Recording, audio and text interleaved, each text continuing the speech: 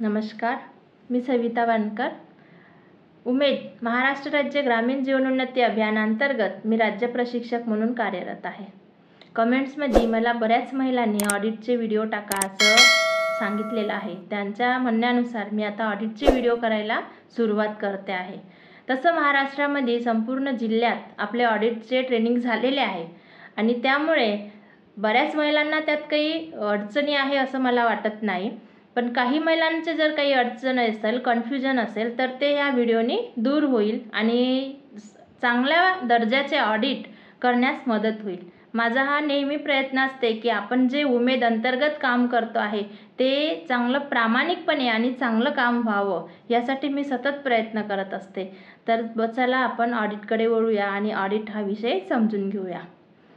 Audit म्हणजे लेखापरीक्षण, अंकेक्षण. एखाद्या स्वतंत्र पात्र व्यक्तीकडून एखाद्या संस्थेचा झालेला व्यवहार, जमा खर्च हा अचूक झाला आहे किंवा नाही, त्याचबरोबर तो झालेला व्यवहार हा लेख्यांवर व्यवस्थित नियमानुसार लिहिला आहे किंवा नाही, तसेच त्या संस्थेचा विकास किती झाला, कितीपर्यंत ती संस्था फायद्यात आहे किंवा काय स्थिती आहे, हे सर्व तपासणे, परीक्षण करणे म्हणजेच लेखापरीक्षण होय. आता हे ऑडिट लेखापरीक्षण करणं का आवश्यक आहे, याची गरज काय, महत्त्व काय, फायदे काय, हे आता आपण समजून घेऊया. बघा, लेखापरीक्षण केल्याने काय होते तर सर्वात महत्त्वाचं आहे की त्या संस्थेमध्ये जे व्यवहार होत आहे त्यात पारदर्शकता येते.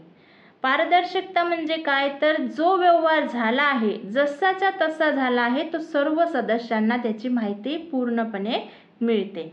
आणि यात कसं आहे की आपला व्यवहार आपण एका गट, ग्रामसंघ, प्रभाग संघ यामध्ये करतो.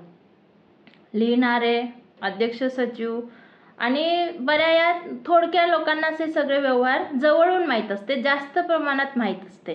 पण बाकी इतर जे सदस्य असतात ते फक्त पैसे देतात, मीटिंगला येतात, बसतात आणि जे सांगितलं ते ऐकतात आणि जातात.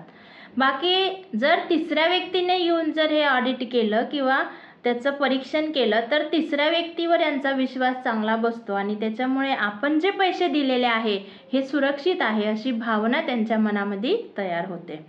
त्यांचा विश्वास वाढतो. त्यांच्यासमोर आपण सर्व वाचून दाखविलं, रेकॉर्ड तपासले, झालेले व्यवहार तपासले तर त्यांचा विश्वास वाढून ह्या ज्या संस्था आहे, गट, ग्रामसंघ, प्रभाग संघ, हे जास्त दिवस चालण्यास मदत होते. त्यामध्ये आपण रेकॉर्ड आहे, गटाचे रेकॉर्ड आहे, ग्रामसंघाचे रेकॉर्ड आहे, प्रभाग संघाचे रेकॉर्ड आहे. हे जे रेकॉर्ड आहे ही लिहिण्याची एक पद्धत आहे. ती व्यवस्थित लिहिले आहे किंवा नाही, त्यात काही त्रुटी आहे का, हे सर्व त्यातून लक्षात येते. काही गैरव्यवहार होत आहे का, झालेले व्यवहार हे नियमानुसार झाले आहे का, त्याच्या काही नियम आहे आपल्याकडे, जसं परतफेड आहे, कर्ज वाटप आहे, वाटप करण्या अगोदर ठराव अपेक्षित आहे, त्याच्या मागणी अपेक्षित आहे, त्याची सगळ्यांनी मंजुरी देणं आवश्यक आहे, त्याची नोंद रजिस्टरला होणं आवश्यक आहे, त्यानुसार आपण कर्ज वाटप करतो, कर्जाची परतफेड नियमानुसार येत आहे किंवा नाही, ह्या सर्व गोष्टीची म्हणजे निधी हा वेगवेगळा आहे आपल्याकडे. जसं गट, ग्रामसंघ, प्रभाग संघ यामध्ये अंतर्गत कर्ज आहे, VRFचं कर्ज आहे, CIFचं कर्ज आहे, PMFMEचं कर्ज आहे किंवा OSFचं कर्ज आहे. असं वेगवेगळ्या माध्यमातून आपण कर्ज आपल्या गटांना, ग्रामसंघाला देत असतो. तर त्याचे नियम पण वेगवेगळे आहे, त्यांचा व्याजदर पण वेगळा आहे, त्यांचा वापर, वाटप आणि परतफेड हे सुद्धा वेगवेगळ्या पद्धतीचे आहे. तर ते नियमानुसार होते आहे किंवा नाही आणि झालेली परतफेड हे रजिस्टरला लिहिल्या जात आहे किंवा नाही, हे सुद्धा आपल्याला याच्यातून लक्षात येते. गटाच्या, ग्रामसंघाच्या, प्रभाग संघाच्या बैठका नियमित होत आहे किंवा नाही, त्या बैठका घेण्याची पण एक पद्धत आहे, नियम आहे, त्यांचा अजेंडा असतो, तो अजेंडा लिहिला गेला आहे किंवा नाही, अजेंड्याप्रमाणेच बैठका होत आहे किंवा नाही, बैठकीला उपस्थिती किती आहे, ठरलेल्या तारखेलाच बैठका होते किंवा नाही, त्यांच्या सह्या मोजणे, ह्या सगळ्या याच्यातून आपल्याला जर आपण लक्ष दिलं तर बारीक सारीक गोष्टी यातून तपासल्या जाते आणि त्याच्यामुळे जर झालेल्या काही चुका असेल तर त्या वेळीच दुरुस्त करण्यास मदत होते. त्याचबरोबर आपण काही गैरव्यवहार होत आहे का, हा सुद्धा एक महत्त्वाचा मुद्दा आहे. कारण बऱ्याच ठिकाणी असं लक्षात येते आहे की अध्यक्ष सचिवच कर्ज उचलतात किंवा ग्रामसंघ असेल तर CRP कॅडर आणि तिथले जे प्रमुख लोक असतात 5-6 त्यांनीच जास्त व्यवहार केलेला, त्यांच्याच गटांना जास्त कर्ज दिलेलं असं दिसून येते. प्रभाग संघात पण असे काही गैरव्यवहार होऊ शकतात. तर हे होऊ नये यासाठी पण आपलं ऑडिट करणे हे आवश्यक आहे. त्याचबरोबर आपण जर समजा सर्वसाधारण सभेमध्ये याचं वाचन केलं आणि सगळ्यांच्या समोर जर समजून सांगितलं तर यामध्ये चांगल्या प्रकारचा महिलांचा रिस्पॉन्स वाढतो आणि त्यांची खात्री पटते की आपण ह्या संस्थेमध्ये जो पैसा गुंतवत आहोत, ते बचत भरत आहेत, भाग भांडवल भरत आहेत, तर त्यांचे पैसे हे सुरक्षित आहे आणि त्यानुसार हा व्यवहार आपला वाढत जाणार आहे, जात आहे. आता आपल्या गटांना बरेच वर्ष झाले आहे, जवळपास 10 ते 15 वर्ष होत आले आहे, व्यवहार हे वाढलेले आहे आणि त्यामुळे हे ऑडिट होणं अत्यंत आवश्यक आहे. ह्या संस्था जास्तीत जास्त काळ टिकाव्या, त्यामध्ये पारदर्शकता यावी, त्यामध्ये विश्वास वाढावा, त्यामध्ये गैरव्यवहार होऊ नये, त्यामध्ये अचूकता असावी, सगळे व्यवहार हे नियमानुसार व्हावे, त्या निधीचा विनियोग व्यवस्थित व्हावा, याकरिता ऑडिट करणं हे अत्यंत महत्त्वाचं आहे. त्याचप्रमाणे आपला संस्थेचा उत्पन्न खर्च आपण काढतो आणि त्यानुसार आपली संस्था ही नफ्यात आहे की तोट्यात आहे, त्यानुसार आपला जर तोट्यात असेल तर मग खर्च कुठं कमी करता येईल किंवा जर नफा आपल्याला कसा वाढवता येईल, उत्पन्न कसं वाढवता येईल, यासाठी पण आपण या ऑडिटमधून लक्षात आल्यामुळे आपण प्रयत्न करत असतो.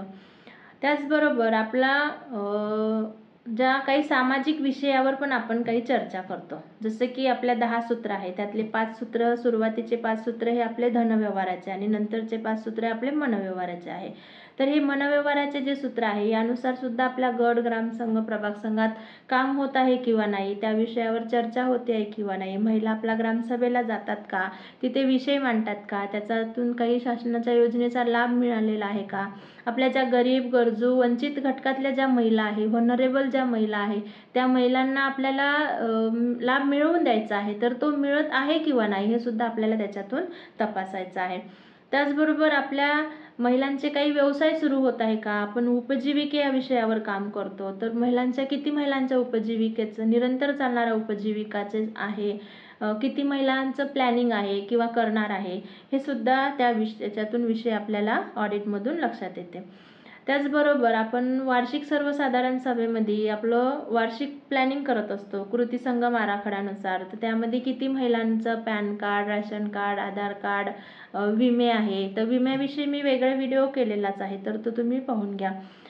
किती महिलांकडे शौचालय आहे, किती महिलांना पेन्शन मिळते किंवा किती महिलांना राशन कार्ड, इतर काही गोष्टी असतात, व्यवसाय करण्याची इच्छा आहे, व्यवसायाची गरज आहे, किती महिलांचे व्यवसाय चालू आहे, ह्या सुद्धा बारीक सारीक गोष्टी आपण जर त्या ऑडिटमध्ये तपासल्या तर आपला जो उमेद अभियानाचा जो उद्देश आहे, गरिबी निर्मूलन, हा उद्देशानुसार आपल्या संस्था या प्रगती करत आहे किंवा नाही किंवा काय स्थिती आहे हे आपल्याला लगेच त्या ऑडिटमधून लक्षात येईल आणि आपल्या संस्था ह्या आपल्या उद्देशाप्रमाणे, अभियानाच्या उद्देशाप्रमाणे प्रगतीवर आहे किंवा काय कमतरता आहे हे लगेच आपल्याला तिथं वेळोवेळी त्यांना त्यातून मार्गदर्शन करता येईल आणि आपल्याला योग्य दिशेने आपल्या संस्थेला नेता येईल आणि आपल्या महिलांचा सर्वांगीण विकास या माध्यमातून आपल्याला करता येईल. याकरिता ऑडिट करणं हे अत्यंत महत्त्वाचं आहे. बऱ्याच गोष्टी आहे आपण का त्यामधून छोट्या छोट्या जरी गोष्टी आहे पण त्याचा भविष्यात त्याचा मोठा इश्यू होऊ शकतो आणि त्यामुळे ह्या संस्था ह्या कोलमडू शकतात. असं होऊ नये यासाठी दरवर्षी ठरलेल्याप्रमाणे, जसं गटाचं वर्षातून एकदा आपण आंतरिक ऑडिट करत असतो, ग्रामसंघाचे वर्षातून 2दा ऑडिट करत असतो आणि प्रभाग संघाचे 3-3 महिन्यांनी, असे वर्षातून 4 वेळा आपण हे लेखापरीक्षण करत असतो. ते CAचे पण होत असतात पण ते सध्या आपण गटाचं करत नाही आणि ग्रामसंघाचं, प्रभाग संघाचं हे वार्षिक आर्थिक वर्षानुसार वर्षातून एकदा आपण हे लेखापरीक्षण करून घेत असतो. पण CAचं ऑडिट होण्या अगोदर आंतरिक लेखापरीक्षण होणं आवश्यक आहे कारण जोपर्यंत आपण बारीक सारीक गोष्टीची तपासणी करणार नाही, बारीक सारीक गोष्टीकडे लक्ष देणार नाही आणि त्याच्या चुका काढणार नाही, तोपर्यंत आपल्या चुका दुरुस्त होणार नाही आणि नंतर मग CAच्या ऑडिटमध्ये आपल्या चुका निघणार नाही. धन्यवाद.